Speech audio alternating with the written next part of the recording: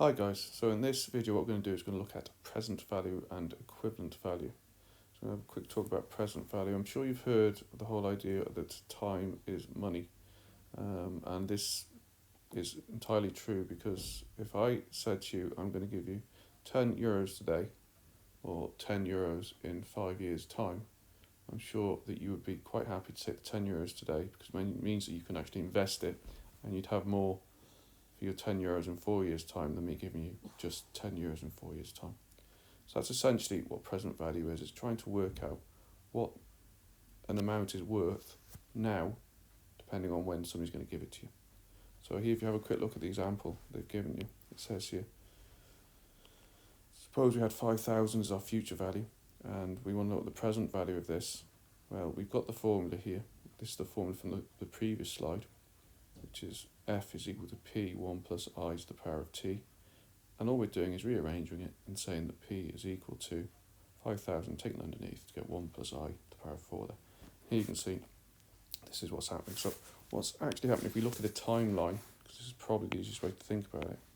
In 4 years, so here we are, this is where I am now. So this is me now, so this is, I'll just put t is equal to 0, that's me.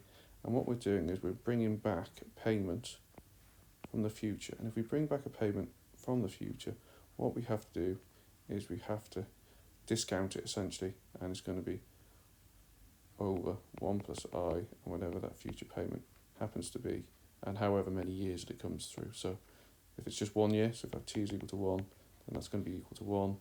And if it was more than 1 year, so suppose we had a 2 year, in that case it'd be 1 plus I to the square. Okay, let's have a quick look at an example on this.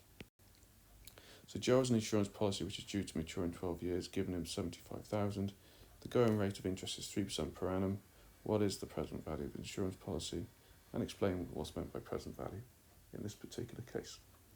Okay, so we know, again, let's write down what we know. We know that F is equal to 75,000. We know that T, or N, whatever you want to call it, is equal to 12. We know that I is equal to 0.03. Remember, we always write the interest rate as a decimal, and we're just going to throw it into the formula that we were given a second ago on the previous slide. So we know that P is equal to the future value over 1 plus I to the power of N or T, whatever you want to call it, and we're just going to stick the numbers in. So P is what we're trying to find out, that's the present value, come down to here. P is equal to F, which is 75,000, divided by 1 plus 0.3 is 1 plus, I'll do it 0.3 to the power of 12. We can simplify that. 75,000 divided by 1.03 to the power of 12. Whack that into your calculator, and if you do that, P is equal to 52603.49, and we're done. And what does present value mean in this case? Well, it just means that €52,603.49 is the present value of 75,000 in 12 years' time. So if I invested €52,603.49, I would get in 12 years €75,000 based on the interest rate of 3%. So let's look at the idea of equivalent value, and I talked a little about this on the first slide. So what we're saying is that we can take present value and we can pick any time that we want. So suppose I have my time line here. There's my timeline and what we have here. And I choose that I want to go at a focal date. So I've decided to do all of my work from here, and I want this here to be a peak. I want everything to come back to this particular point in time. That means that this could be payments before this time, there could be payments after this time. Okay, so what I could have is I could have a payment over here, and I could have a payment over here, which means that what I'm trying to do is I'm trying to bring that payment forward and that payment backwards in time. Now, if I have an amount here, I just call this A for amount, it doesn't matter what it is. I'm bringing it forward. Well, let's go to the one that we've already dealt with before. I have an amount here, we've already said that in order to bring it back, we need to discount it, and we need to divide it by 1 plus I and however many time frames that we've done it. So if we have 75,000, so we already had that 75,000 like in the last slide. So if this 75,000 and we brought it back, remember we brought it back 12 years, so we divided by 1 plus I to the power of 12, and we found that the answer was roughly 50 something, I can't remember what it was, 50,000. What we're saying is, at this point here that we have chosen, the present value of this 75,000, we brought it back and said it was around 56 or 55, I can't remember what the actual thing was. Now suppose we'd had a payment in the past. Well, if a payment in the past, that means that as time goes on, as time goes to the right here, it's going to become bigger, because this amount can be invested for the amount of years that it's being brought forward.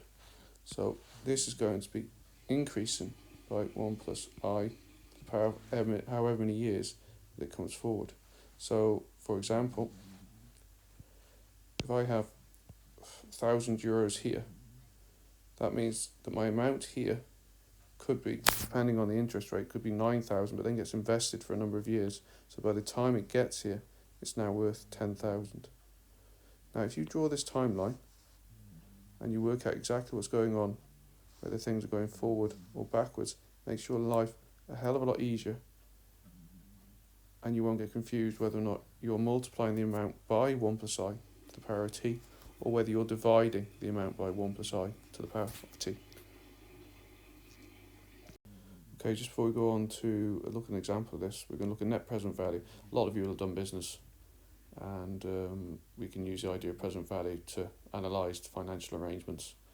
We can do it by calculating what's called the net present value, which is the total present value of all the payments received minus the present value of all the payments made.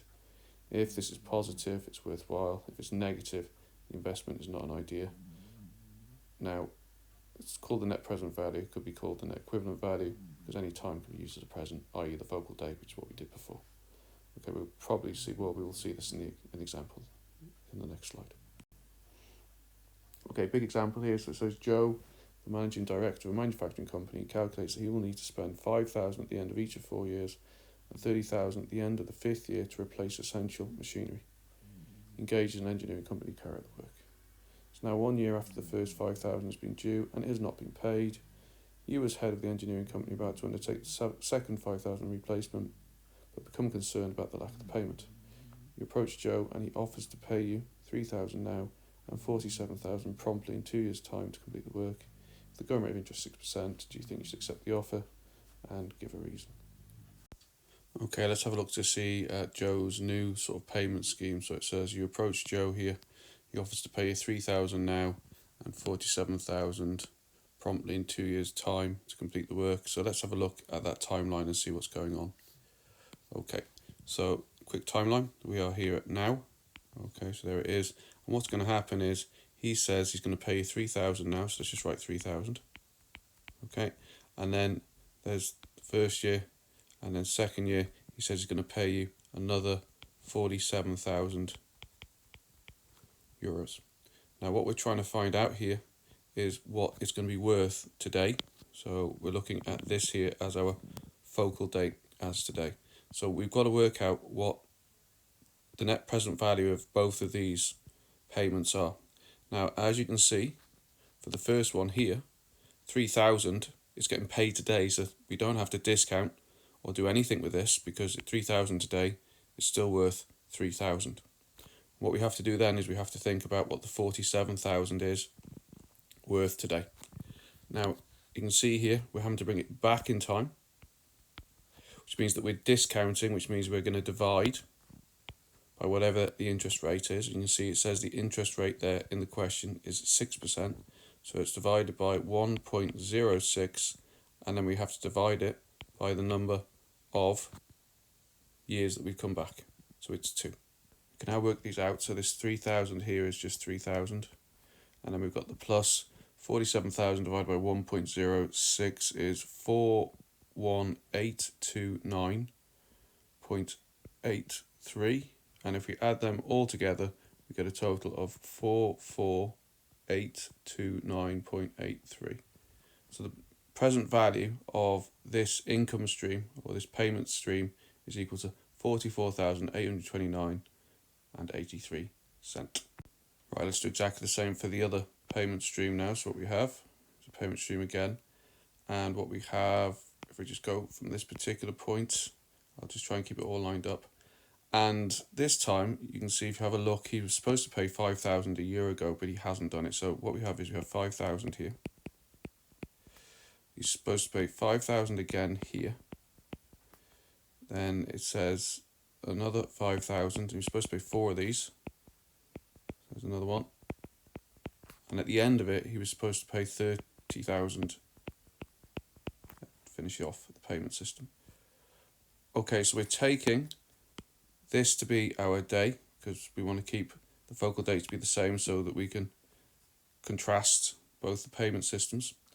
And you can see here what's happening with this one is that this one now is coming forward. So this one is coming forward in time. That means it's going to accumulate money, and this is going to be 5,000, and it's going to be 1 plus I to the power of 1, because it's coming forward by 1 year. So this is going to be worth, I'm just going to write underneath, 5,000, 1.06 to the power 1. The 5,000 underneath, guys, this is given today, so that's just worth 5,000. It's not going to accumulate, and it's not going to get discounted. And all these other payments now are going to be discounted by the time frame. So you can see here the first one, what we're doing is we're going to have to divide by 1.06, and it's coming back 1 time frame. So that's just the power of 1. The second one is coming back, i.e. being discounted by 2 time frames. So this is 1.06 squared. And the last payment, the big payment here, is coming back 3 payments or 3 time periods. So it should be 1.06 to the power of 3. Again, guys, what we need to do now is just need to work out these separately, add them together, and we'll find out what the present value of the system is at this particular point here, and then we can just see what it is with respect to this one here. So let's just quickly have a look at these. So the first one here, if you put it into your calculator, you're going to get 5,300. The next one here is 5,000. If you calculate 5,000 divided by 1.06, it turns out to be 4716.98. Just keep adding these together. Plus 5,000 divided by 1.06 squared is 4449.98. And the last one is plus 30,000 divided by 1.06, which is 25188 and 58 cents. Now, if we add all those together, what we're going to end up with is 44655.54, and what we're going to do now is going to compare both of these answers here. So the net present value is the new payment scheme, which is the top one, which is 44829.83, minus the old payment scheme, 44655.54. And if we work that out, that's equal to 174.29 euros. Now that means we have a positive MPV. So technically, by the maths, what we should do is we should accept the new payment scheme, i.e. this payment scheme here, where he'll pay 3,000 today and give us 47,000 in 2 years' time, as it beats the old payment system here by 174.29 cents. However, there's a few things you have to be kept aware of here. It's not really that much of an improvement. It's just a couple of €100. And you might not trust Joe to pay. He's already reneged on a payment already because he didn't pay that first 5,000. And the other thing to be aware of, do you believe he'll actually still be in business in the next couple of years?